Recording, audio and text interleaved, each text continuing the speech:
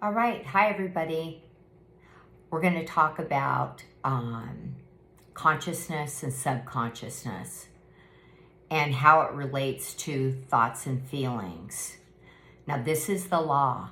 This is how it works in the universe, and you can't get out of it.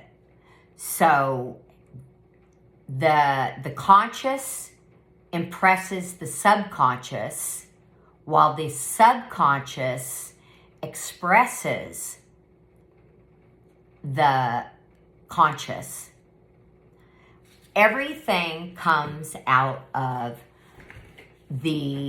materializes out of the subconscious, okay?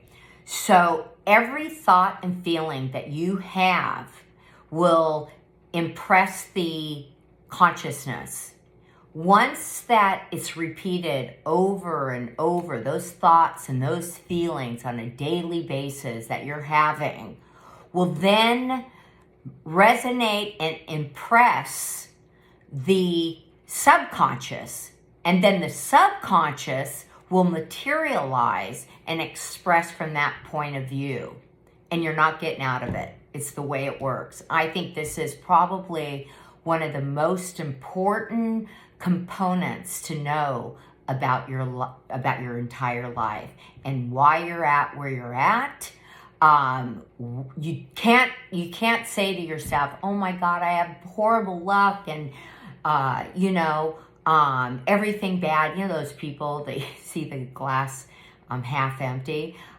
Everything doesn't work out for those people. The problem is that their thoughts and their feelings aren't high frequency. So you have to get that part in order right off the bat before anything else. And it is the law of the universe. That is how consciousness and subconscious works. So remember, the consciousness is the impression.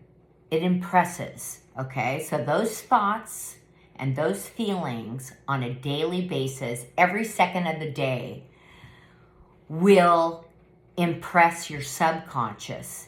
Once that it's like just repeated and it fractalizes over and over and over and it's not positive, or let's say it is positive. Let's stay on the positive. It's positive and you have a great outlook and you see your life exactly, you imagine it exactly the way that you want it. It will then express it in the form of the reality of your life, okay? That's how it works. You're not getting out of it. That is how it works. Once you can get your thoughts and your feelings in order, that is when your life will change. And it'll change dramatically through material, through your frequency, your vibration, your energy. You'll be happy and people want to be around you. Okay? That is how it works. And once you can grab hold of your thoughts and your feelings and let go of any trauma. I think a really good movie to watch is the King's Speech. I love that movie. It's a true movie. It's about King George the Sixth, I think it is. The Sixth, yeah. And he he stutters. And he's been stuttering his whole life. He's going to become king, so he has to do speeches. He stands up and just like freezes. He stutters and everybody's laughing and people are shocked, like, how can he be the king? So his wife hires this kind of like a therapist. His name's Lionel. And he comes in, and the moment that he meets the king, George, he starts to ask about his upbringing, his life. And he asks about when he was a child and how it was. And King George gets upset and says, this has nothing to do with why I'm stuttering. And he gets up and he tells Lionel to leave. And he doesn't want to go back to that spot. Lionel immediately realizes that there's a problem there. So Lionel leaves. Make a long story short, he ends up calling Lionel back. And during this, let's call it therapy, King George expresses that, yes, he had, people that were, they come from the royal family. Some, let's call them, that they took care of him, and they were mean to him, and basically said that he's dumb and what have you, and that kind of, they were mean to him, and that left a trauma on him, and he began stuttering when he was a little kid, and he never really got over it. But Lionel, knowing that he had trauma and that he could help him, they started to work through this. So why I bring this up, I think it's a great movie to watch. You should watch it. It's very enlightening, and it really shows how people hold on to trauma. Sometimes, I believe a lot of things are trauma and self-inflicted from feelings and thoughts. Like anxiety comes from that. I know people aren't going to believe me. I've seen people say, "Oh no, it's a chemical." Yeah, it's chemical. After you start having anxiety, it changes your biology. Dr. Bruce Lipton talks a lot about this. So it's really important to first address any trauma or any upbringing of, like problems that you've had, because most likely,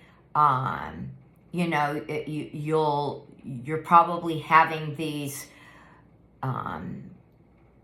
different thoughts and feelings due to something from the past. Like my dad always used to say, money doesn't grow on trees. And it was like a lot of lack. He had abundance, but there were times he had the lack too. And, that type of saying. So you want to get that in order, because you're not going to change how the universe expresses and expands. And it wants to expand through you. So it's going to expand in the expression that you give back out to the universe. It's just the way it works. And it's through your thoughts and feelings. It's amazing because you can actually change your life. Once you know this, everything changes. So I wanted to share this with you. And this is a little book I carry around, and I write everything, like during the day if I'm walking the dog and stuff, and I have an idea. And so I get little things that come to me, so I write them down. And just remember this, okay? Thoughts plus faith creates, okay?